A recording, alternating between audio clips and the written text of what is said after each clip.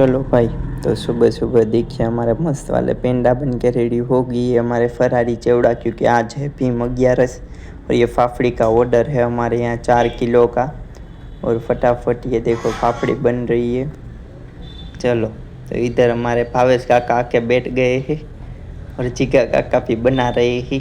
और इधर रेडियो चालू है, इसलिए थोड़ा मैं पीछे से वॉइस ओवर कर देता हूँ, बाकी तो लाइव शूट भी कर सकता हूँ। एज यूजल है हमारे चाम्बू बन के रेडी है ये मस्त वाले पेंडा। और ये देखिए भैया जी अनबॉक्सिंग कर रहे हैं, मैं इसके लिए ले आया हूँ सामान।